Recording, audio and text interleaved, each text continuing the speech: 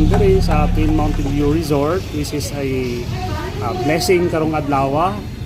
This is owned by Cagas brothers and sister. So kumbaga this is a corporation. So karon naataan ni nga resort because i-open na to sa puhon sa public. So mag-open tag opportunity para sa local na tong employment, like especially sa Bansalan and the local of Managa, para at least po na matamagan ang kaning community. The purpose of this resort, in fact, this is a mixed use kay ngano to promote also the ecology of this area, Mount Apo, since Mount Apo is a reserve park or reserved area. So we are trying to incorporate or help the environment by putting trees or additional trees para po to augment nga siguro to help the global warming at the same time. And with the theme of the resort, which is we call modern rustic. So we help the local, especially if you see the cafe, napalit na muna siya nga mga bukag to help also the local maker of that mga basket. Ang among gigamit diri mo more on local or katong mga patapon na, so gihimo siya or gitagaag kinabuhi like sa room fittings na to or ang atong sa kwarto. So we are incorporating katong mga sayang nga kahoy, so gibuhat na mo siya o kanang bed frame or what you call kaning atong kanang mga design para at least po to help also na dili magkuan ang mga waste sa kahoy. And we have 3 areas where guests can stay. We have the restaurant. This is open from 6 o'clock in the morning down to 9 o'clock in the evening. This is we serve international cuisine. We are of course helping also the local economy of Bansalan by giving also the chance of the farmers ng ilang product kumbaga paliton pod ni Twin Mountain. At the same time, of course, we are integrating the mix of ingredients, local and of course locally produced ingredients. And we have the cafe as well, so we are trying to help also the Bacofa or the local Balutakay Coffee Farmers Association to get their product. This is internationally recognized coffee here in Bansalan or especially in Managa, para po to help also to boost the economy of the local and to support the local farmers as well. With the reception as well, this incorporating with the again rustic design, and we have also pasalubong center or boutique, we call it boutique, where also the local farmers or locally produced na mga goods na pwede nilang ibaligya or pwede na mo silang tabangan po to sell their products. So I hope na magkita-kita ta diri sa Twin Mountain View Resort. So available ang atong lines for now Facebook, and available po siya through our cell phone numbers. You may check our Facebook page for our detailed numbers and also the email address. Okay. So once again, thank you for having the opportunity to explore this area, the Twin Mountain View Resort. Gina-expect so far, nag-start ko diri sa Twin Mountain as the resort consultant. Pinaka-extreme bugnaw is nasa 16 degrees. So mo na siya. So it's like a normal temperature sa balay ta kung extreme ng aircon. So diri, that's for free and that's from nature. So mo na ang atong pinaka-advantage kumbaga kay dili kayo siya anang to conserve also the energy. So mo na pod ang advantage sa resort nga mahitabo kay wala ta non-air condition ang mga rooms. Sa pagdawat sa mga bisita sa Twin Mountain View Resort, so kinahanglan jud nga kuan, we strictly follow the no strictly walk-ins. Okay. So dili mi nag-allow og walk-ins, so you have to book advance through our Facebook page para pod makater gyud nato kay in observance of our COVID protocol, even though this is an open area, but still we impose the physical distance or the social distancing para at least po safe gihapon ang matag usa. In fact, if you can observe every area we have alcohol just to sanitize.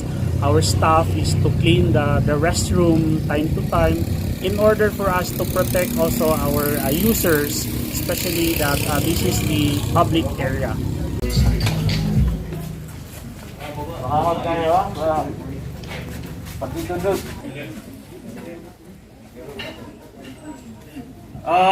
To all our guests, once again, welcome and thanks for coming. This project won't be possible without the help of our project manager, Christian Lozano. Thanks for your patience despite all the setbacks and challenges. Mr. Arman Morbillo, sir. Napamanato, our marketing and resort consultant. Thanks for your vision and your invaluable insights. Salamat, sir. Now, I want to acknowledge the ownership group, the shareholders of the Twin Mountain View Corporation, Attorney John Tracy Cagas, from Canada, Garalyn Pandasige, Ikan sa US, ang among sister, unfortunately wala siya karon, but she was here last month, Mrs. Gary Rose Immaculate. And of course, our corporate treasurer and assistant resort manager, Ms. Lisa Managilias Cagas. Also, I would like to take this opportunity to introduce my wife. She'll be the resort manager going forward, Mrs. Laila Simato Cagas. Just brief history ng resort. It has been a long journey for us. It started way back in 2015 when we first acquired some property rights here in Sitio Balotacay. With the help of the BFF of my wife, my good friend, Punong Barangay ng Malaga, Honorable Sixto Taparan. Despite sa kalisod sa lalan din sa una, at tangisura din, way back 2015, I fell in love sa lugar din. Right there and then, I decided to plan my retirement here in Balotacay. My wife and I are nature lovers. Sa Canada, we prefer to spend most of our days outdoors, like mountain hiking, fishing, and camping. To Camp Tangaran. Camp, dili niyo tanang istorya ko. Wala na akong kalintig. Ang imong hangyo, nga gusto ka magtukod ni Diring Gamay nga Resort. Para na matulugan ang atong mga trekkers and mountaineers ng Mount Apo. So, to you, Cap, this is the fulfillment of that promise that I made. I hope, Cap, bupasa na sa iyong standard. Okay na, Cap?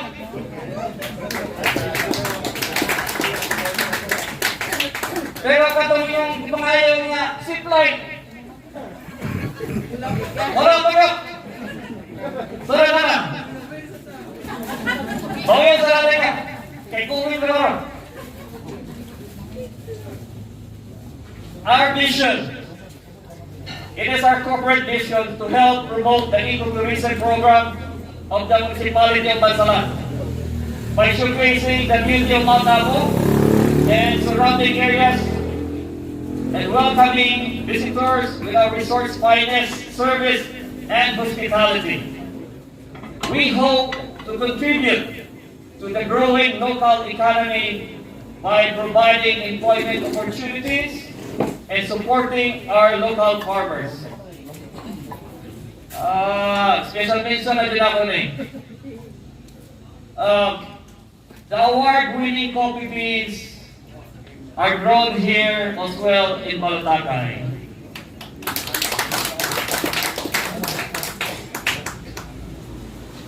And Ana Pulsandrino, she is the founder of the Balotacay Coffee Farmers Association.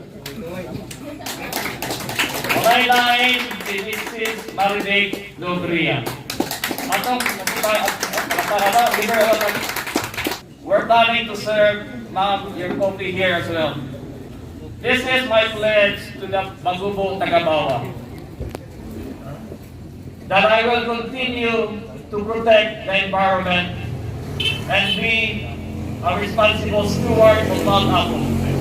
Ako isang promise sa inyo.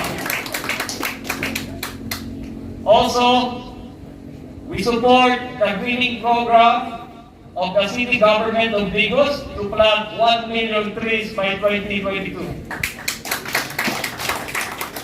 Isip silingan ninyo din so far, kami nakatawag na may over 15,000 coffee trees, over 1,000 different hardwoods from Nara to Lawaan. No?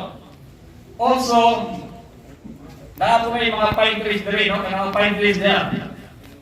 Ang istorya niya ng pine trees niya, ihatag na sa itong Honorable Vice Mayor sa Bigos, Johari Banya.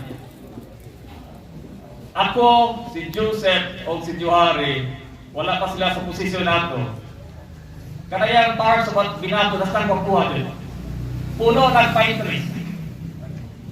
Nangayon lang na yung similya. Yo, kaya yung similya. Itigami yung mga 250 ka similya. Pero kami ni Joseph, kami tulong. Naka-slide-slide ni Darwin. Amo nang imimbit. 2 kilometers. Panawag sa yung binatod farm, patulong dito sa highway. Also, I hope to inspire other farmers and dwellers to plant trees as well. Sila mga tungkarat. Even a single tree will make an impact in our fight against climate change. Din ako tasod to the world. Please come and visit us. Enjoy nature. Maayong buntag sa tanan o daghang salamat.